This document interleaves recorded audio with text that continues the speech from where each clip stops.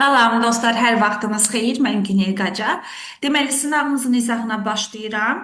İlk öncə nə edəcəyik? Suallarınıza baxmağınızı istəyirəm. Çünki kimsə əgər suallarını bilmirsə, baxıb ekranı bu dəqiqə dayandırın, ekran şəklini çəkin, suallara baxın, daha sonra isə mənim izahıma baxın. Əks təqdirdə sizə bu çətin olar. Baxın, bu dəqiqə ekran şəklini çəkib, bunu birləşdirib test eləməyinizi tövsiyə edirəm. Buyurun. Bəli. Daha sonra isə başlayacağıq testin izahına. Elə isə ilk öncə mən listeningdən başlayım. Listeningi səsləndirəcəm burada sizə. Və listeningi səsləndirəndə zəhmət olmasa baxın, bəzi suallarınıza isə mən artıq birbaşa cavablayacağam. Baxın, burada deməli suallarınızdır və mən başlayıram listeningi səsləndirməyə.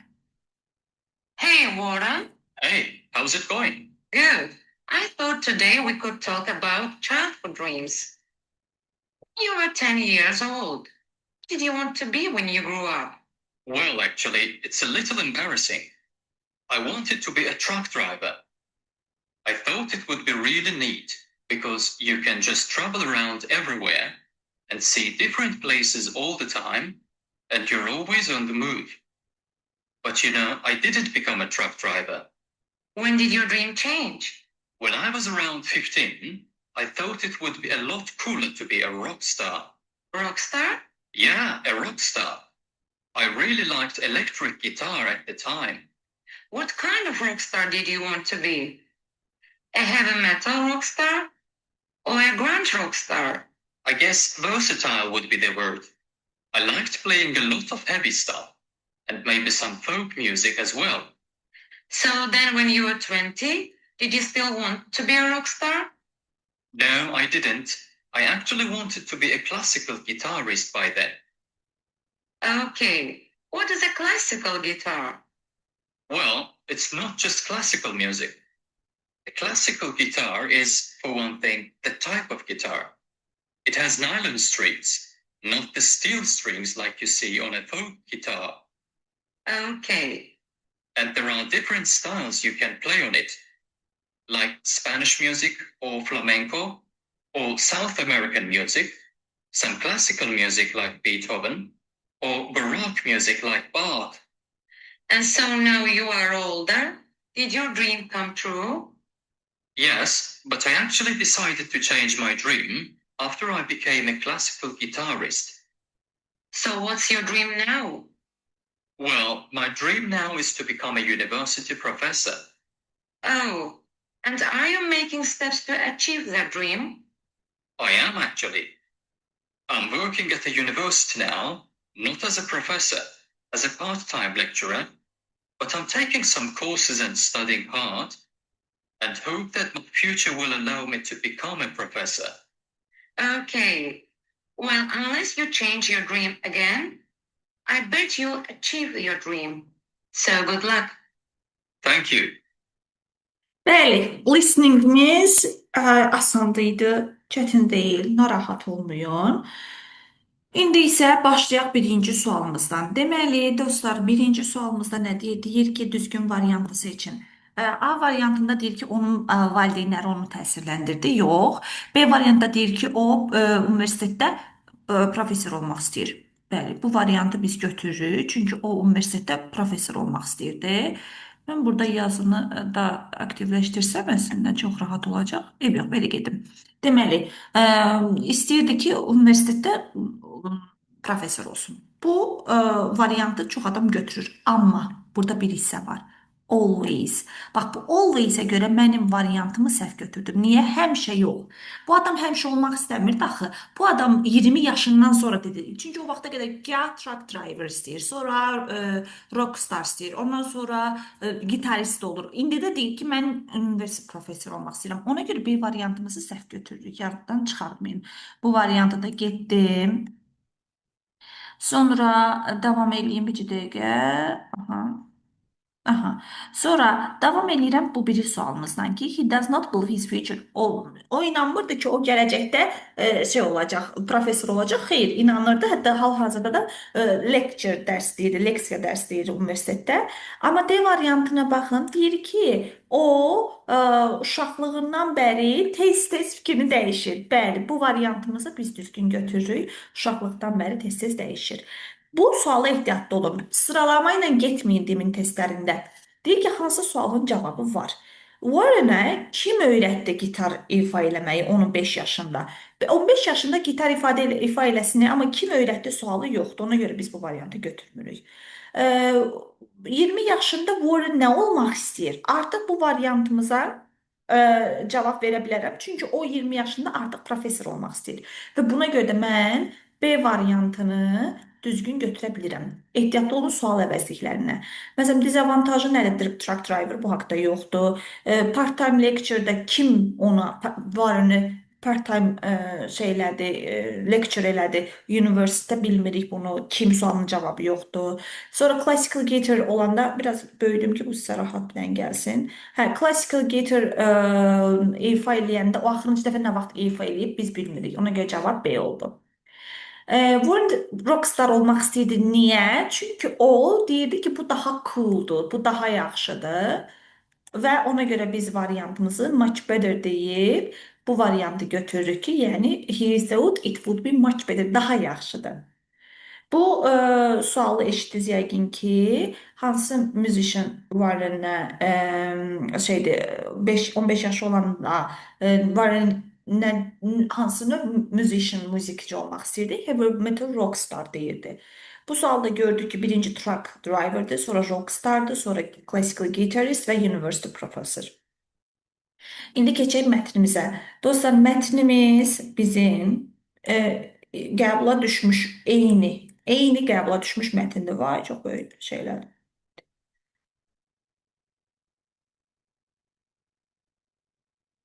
Ben gözləyim, mən bunu düzəldim, görüm necə elədim. Yox. Neysə. Suala düşək. Hə, mətnimizə baxaq.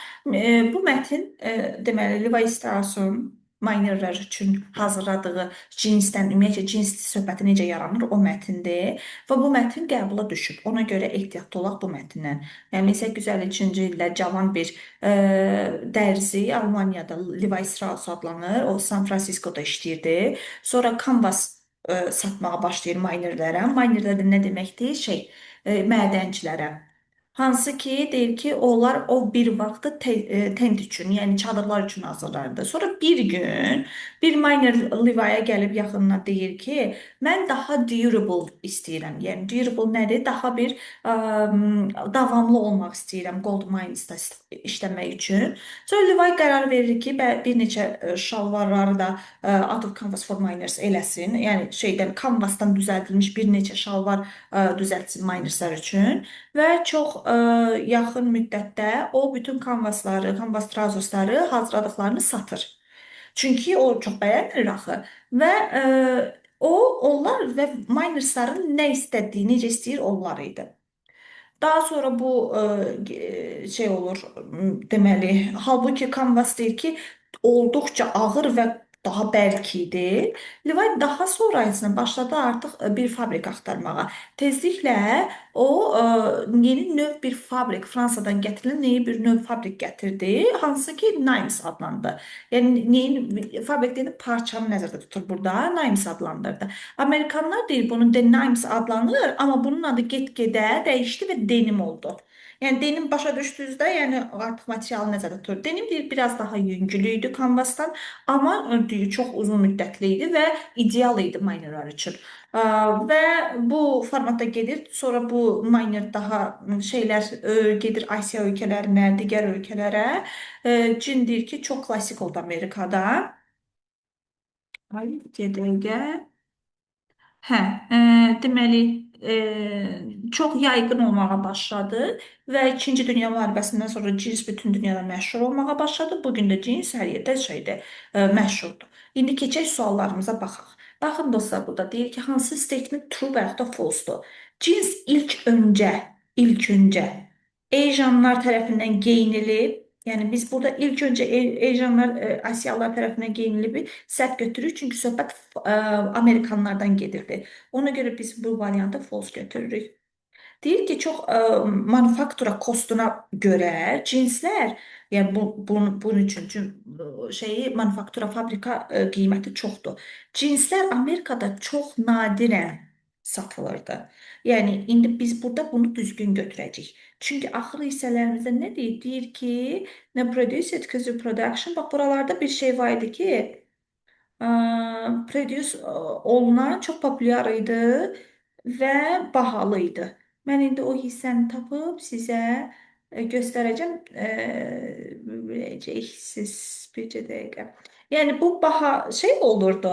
Yəni manufaktura qiyməti çox idi. Ona görə Amerikada çox nadirən hazırlanırdı. Expenses tapdım və axırıncı sözdəymiş. Bayaqdan bunu axtarıram. Deyir ki, very few pairs of the jeans are now produced in USA because of their considerable production expenses. Çox az, baxın, very few, çox az cinslər indi deyir Amerikada istehsal olunur. Niyə görə? Expenses, xərclərinə görə. Xərclərinə görə deyəndə də mən onda buranı rarely olur. Bəli, deməli variantımızı true götürürük. Başa düşdünüz? Sonra keçirəm digər hissəmizə. White denim trousers were ideal for minors. Bir şey deyim, ağ cins ideal olar sizcə minorlar üçün? Burada da yoxdur. Deyir ki, ideal deyildi. Onun rəngi elə ona uyğun idi minorlara. Ona görə əlbəttə ki, bu variantımızı false götürürəm. Sonra 6.4-də canvas trousers didn't fully meet minors. Deyir, canvas şalvarları mədəncilərin gözləntilərini qarşılamırdı. Yəni full qarşılamırdı. Bu variantı niyə true götürürük? Mən sizə indi izah edeyim. Bu canvas axı ilk öncə əslində burada testdə məsələn initial olsaydı çox qəşəng olardı. Amma ilk öncə canvas materialı mədəncilər üçün uyğun deyildi. Ona görə də bir gün bir minor gəlir və deyir ki, biz daha durable istəyirik. Başa düşdünüz? Bax bu cümləyə əsasən mənim həmin o testimi biz götürürük true. 7-yə baxıram, suala cavab verək. Levi nə vadar elədi ki, canvasdan çıxartsın da şalvarları. Orada deyir axı, stable, daha durable istəyirlər. Bax, bu var, durable enough olsun. Mən də durable sözünün sinonimini axtarıram. Və 7-də bax, trousers that minors used, minorslar üçün olan trouserslər not stable idi. Kifayət qədər nə deyildi? Yəni, bəlkə deyildi, durable istəyirlər axı olsun. Ona görə variantımızı A götürürük. 8-ə baxıram, mətni deyir, tamamlayaq. New type of the fabric Nimes was. Bu Nimes nə oldu? Bu yeni növ fabrik olan Nimes. Neynədir? Bu daha bir materialı şey oldu axı. Daha fairly strong oldu. Fairly olduqca deməkdir. Yaddan çıxartmayın bunu.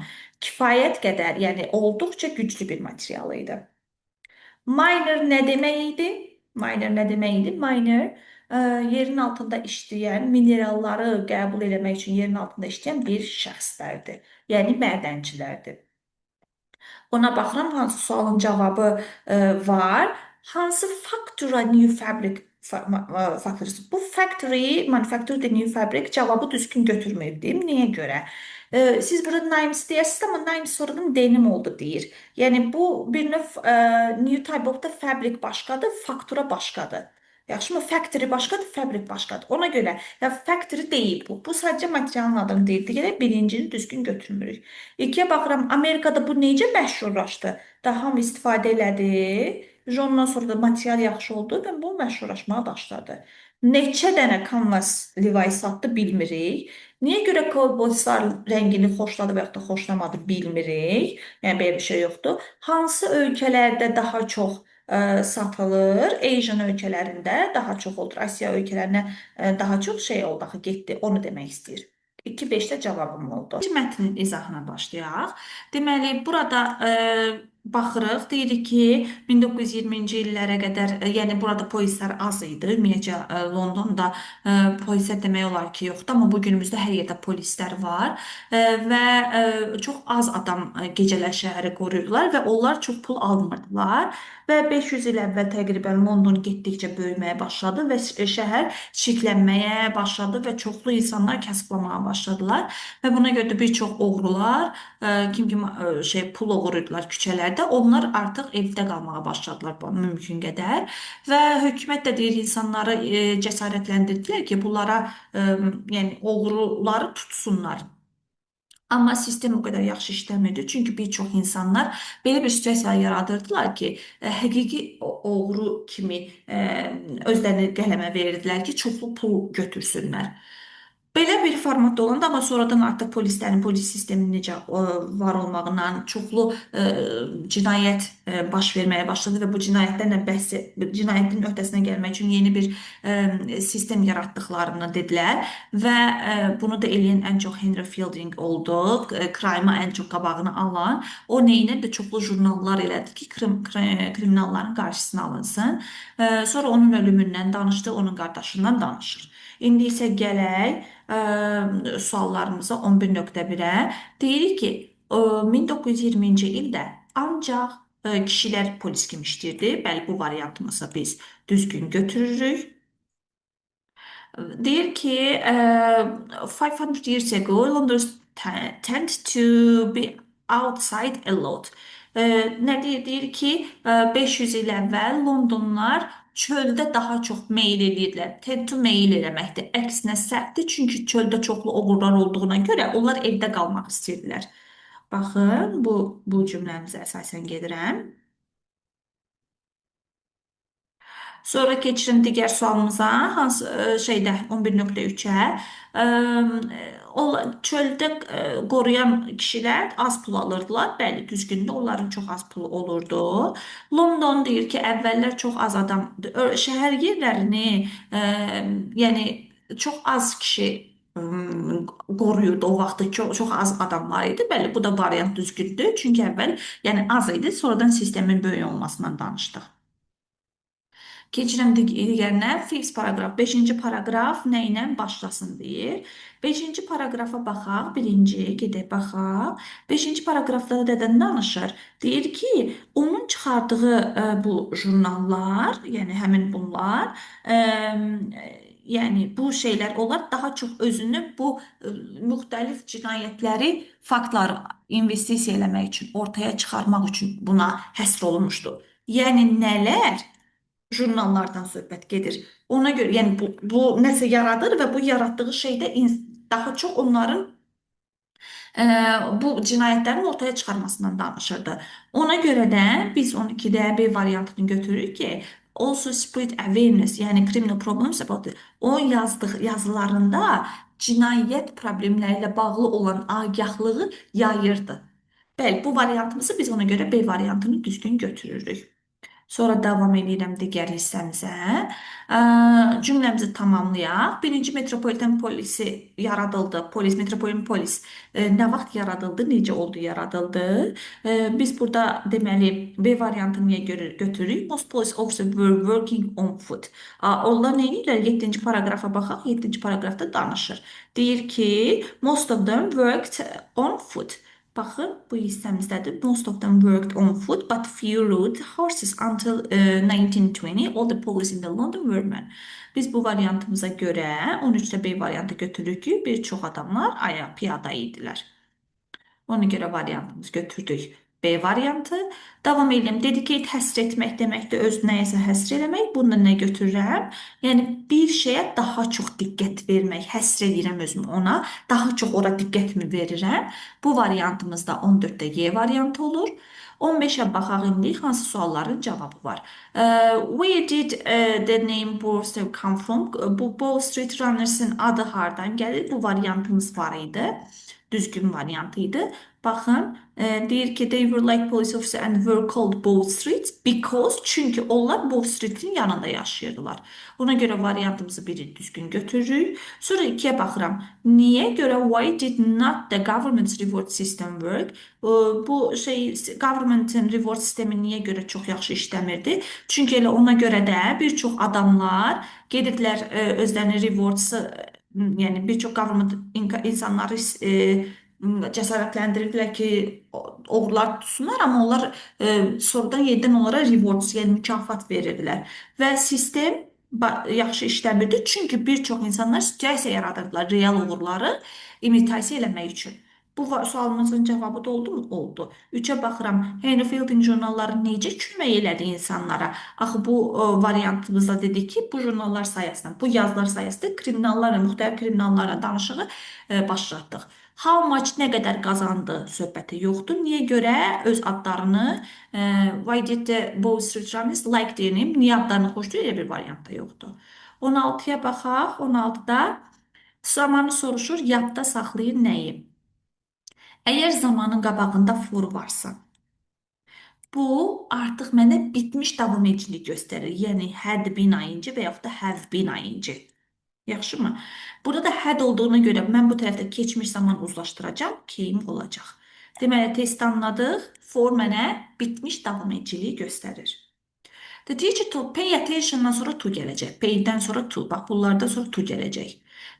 Diqqət eləməliyik articles, the text of nəyinsə istifadə olunanların teksti. İndi mən onda nə götürəcəm? The text of the use in. Use in variantımız 17B. 18-ə baxıram, düzgün variantı soruşaq.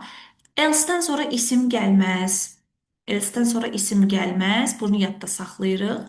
Arxasınca anydən sonra, some'dan sonra, no'dan sonra biz gətirəcəyik more. Yəni some else, any else yox, some more, any more olacaq. Others özündən sonra isim istəmir. Other istəyir, amma others isim istəmir. Buna görə bu variantda getdi. Sonra digər variant arasında qalanda no other questions, yoxsa any other questions. Burada bir inkar olduğuna görə mən burada no'yu da yaza bilmərəm. Ona görə variantımız oldu. Bizim nə variant? A variantımız düzgün variant kimi qəbul olundu. 19-cu testdə birbaşa mətni mən sizə izah edeyim. İkinci variant, daha doğrusu C variantı düzgündür və buna əsasən də cümlələri qurum. Deyir ki, my cousins, mənim deyir ki, Einstein'lə olan bir cousinım Einstein'lə olan artiklın, məqaləni tərcümə edirdi. O da deyir ki, həqiqətən, deyir, bəli, elədir. Və mən fikirləşirəm ki, o çox yaxşı translatordur, tərcüməçidir. Deyir, what makes you think so? Sən niyə belə fikirləşirsən? O deyir ki, bütün nəqllərdən mən I don't understand Einstein'in origin. I don't understand him in my cousin's translation either. Deyir, mən hər bir yerdə mən deyir Einstein'in orijinalını başa düşmürəm. Həmçinin də mən cousin'ın tərcüməsində həmçinin başa düşmürəm. Belə bir teksti 19-da C-dir. 20-yə tərcümələrinə baxaq dostlar. Flexible deməli tərcüməsi nə deməkdir? Çox çevik, uyumlana bilən, furious qəzəbli, obvious açıq-aşkar. İndi birə baxıram, flexible-la mən burada adjust-ı tənzimlənə biləni, bax, bunu sinonim götürdüm. Birə verdim C variantı. Furious qəzəblidir, yəni olduqca qəzəbli. 2-yə götürürəm A variantı. Obvious açıq-aşkardır, yəni hər şeyi anlamaq çox aşkardır. Easy to understand everything. 21-ə baxıram. Bu sualı görən kimi yadda saxlayın ki, variantlar sual formatı olmaz. Yəni nə deməkdir? Baxın, was meetingin qabağındadır. Olmaz. Yaxşımı? Yəni sual format olmaz. Askdan sonra z gəlməz. Mən dedikcə yadda saxlayın. Sonra məsələn B-yə baxın, had ayın qabağındadır. Olmaz. I ilə C arasında qalırıq. I could help. Bu variant düzgündür. Sadəcə C niyə səhvdir? Həm who mübtədanın əvəzindədir, həm I mübtədanın. Yəni who mübtədanın sualı təzən I niyə gəlib arxasınca? Ona görə səhvdir bu variant. Cavabım oldu 21-də A. 22-yə baxıram. Burada mənə arrive kömək eləyəcək. Arrive gəlib çatmaq deməkdir. Bu ya ətlə gəlir, ya inlə olur. Arrive at obyektə, arrive in məkana, coğrafi anlayışa. Arrive atdir, bəs run along the street nə deməkdir? Deyir ki, küçə boyunca qaçdım ki, avtobusu tutum, amma deyir, share right at station just və deyir, o avtobusa vaxtında çatdı, stansiyaya vaxtında çatdı. Deməli, ona görə run along, run across da var bu arada, sadəcə arxası uyğunlaşmır. Sonra keçirəm 23-ə. 23-cü testimizdə variantı mən indi sizə bir dən deyəcəm. Ona varianta baxaq. Burada 23-də C-dir. 23-ə gəlin variantımızı mən sizə bir burada variant əsasında məlumatı tərcümə edeyim. Birinci 5-dən başlayıram. Emma had just moved into her new apartment and was unpacking her boxes. Emma deyir ki, yeni mənzilə deyir indi çatdı və bokslarını, şeylərini, qutularını açmağa başladı. O çox köhnə, tozlu bir boksu açdı və çox mysterious, sirli bir məktub tapdı içərisindən. Məktub deyir ki, çox qəribə əl yazısı ilə yazılı idi və orada heç bir adres yox idi üzərində. Məktubda qeyd olundu ki, haradasa binada gizli bir treasure xəzinə var. Ondan sonra deyir ki, who could have sent it? Bunu kim gönderdi? O təəccübləndi və həm həyəcanlı oldu, həm də yəni rahat olmadı özündə. Ondan sonra da deyir ki, she read the letter carefully, məktubu diqqətlə oxudu və başa düşdü ki, bu kimdənsə apartmanda illər əvvəl yaşayan bir adamdan mesaj gəlib. Mesaj idi. Cavabımız 23-də bu. İndi gedirəm 24-də negativi soruşur. Düzgün negativi, inkarı. 2 inkar, hardly bir inkarda olmaz. Don't hardly gəlməz. Neither nor inkar bağlayıcıdır və buna görə doesn't 2 inkarın yanında gəlməz. Bu variantı saxlayıram, izah eləyəcəm. Also ilə inkar bir yerdə gəlmir. Also təsdiq cümlədə gəlir. He hasn't already done his homework. O deyir ki, ev tapşırığını artıq etməyib, yoxsa artıq edib. Ben burada already yerinə nə yazardım? Yet yazardım cümlənin sonunda. Yəni, he hasn't done his homework yet. C variant düzgündür. İndi mən burada niyə düzgünlüyü sizə izah eləyim. Yadda saxlayaq. Bura qədər bir dənə baxaq. Baxın, she never goes to the gym. O heç vaxt gymə getmirdi. O da. Yəni, neither inkara inkar cavab verir. Əgər bura təsdiq olsaydı, neither-ın yerinə so olacaqdı.